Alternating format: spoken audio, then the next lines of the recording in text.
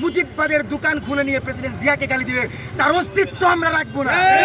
এই গণ অভ্যুত্থান হচ্ছে 16 বছরের আওয়ামী ফ্যাসিবাদকে ভেঙে দিয়ে নতুন রাষ্ট্র কাঠামো বিনির্মাণের জন্য সেই গণ অভ্যুত্থান, এবং এই গণ অভ্যুত্থানের নেতৃত্ব দানকারী প্রতিটি সংগঠন জুলাইকে ধারণ করে, এবং আমরা মনে করি এই আনম আয়াস জুলাই গণ অভ্যুত্থানকে ধারণ করার লক্ষ্যে তারেক রহমানের সরকারের বিরুদ্ধে যে ষড়যন্ত্র চলছে সেই ষড়যন্ত্র মোকাবেলা করার লক্ষ্যে সর্বপ্রথম সেই শান্তা ফারজানার বিরুদ্ধে প্রতিরোধ গড়ে তুলেছিল।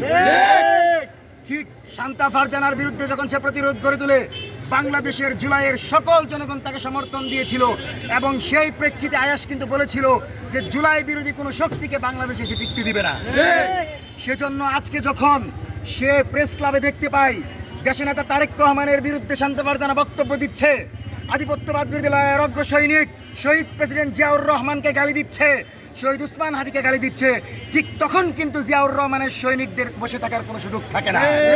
সুতরাং তারেক রহমান যদি মনে করেন যে আজকে তাকে গ্রেফতার করবেন, তবেই তিনি জুলাইয়ের উপর আছেন বলে আমরা মনে করব, এবং এর বিপরীতে যদি কোনো কিছু হয়, তাকে গ্রেফতার করা ছাড়া যদি পুলিশি নিরাপত্তায় তাকে এখান থেকে বের করা হয়, আগামীকাল থেকে কিন্তু দেশ অচল করে দেওয়া হবে। জামাত, বিএনপি, এনসিপি, গণ অধিকার পরিষদ প্রত্যেকটি রাজনৈতিক নেতাদের সাথে আমার কথা হয়েছে, প্রত্যেকেই বলেছে আয়াসের পাশে দাঁড়াও, কারণ আয়াস জুলাইয়ের পাশে দাঁড়িয়ে জুলাই বিরোধী সন্ত্রাসী শান্তা ফারজানার বিরুদ্ধে প্রতিরোধ গড়ে তুলেছে। সুতরাং আমাদের কর্মসূচি হচ্ছে যে কোনো মূল্যে আজকে, অর্থাৎ আয়াস এখানে থাকতে থাকতে শান্তা ফারজানাকে গ্রেফতার করে কারাগারে নিক্ষেপ করতে হবে, এবং ফৌজদারি অপরাধ হিসাবে, দেশ বিরোধী ষড়যন্ত্রের অংশ হিসাবে শান্তা ফারজানা, তার স্বামী এবং সম্পূর্ণ এই গোষ্ঠীটাকে তারেক রহমানের সরকারকে জবাবদিহিতার আওতায় আনতে হবে।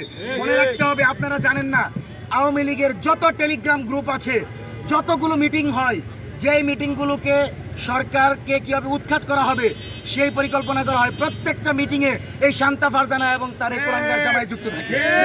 সুতরাং আওয়ামী লীগ দিল্লি থেকে ফান্ডিং করে শান্তা ফারজানা এবং এই আওয়ামী দূষরদেরকে জুলাইয়ের বিরুদ্ধে দাঁড় করাতে চেষ্টা করছে। সুতরাং তারেক রহমান, অনুরোধ করবো সালাউদ্দিন আহমেদ ভাই, দ্রুত সময়ের ভিতর এই ঢাকা মেডিকেল থেকে এদেরকে গ্রেফতার করেন, অন্যথায় আমরা একজনই মেডিকেল ছাড়বো না। আপনি একটা কথা মনে রাখেন, শহীদ প্রেসিডেন্ট জিয়াউর রহমানের বাংলাদেশ এটা আওয়ামী লীগের মুজিববাদের বাংলাদেশ না।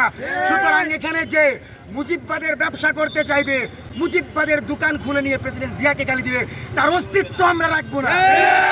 সুতরাং আমার এই শহীদ পরিবার, এই শহীদ ভাইটা যার সন্তান চলে গেছে, সে জানে যে তার সন্তানের জীবনের বিনিময়ে তারেক রহমান লন্ডন থেকে এসে প্রধানমন্ত্রী হয়েছেন, সালাউদ্দিন আহমেদ ভাই শিলং থেকে এসে স্বরাষ্ট্রমন্ত্রী হয়েছেন।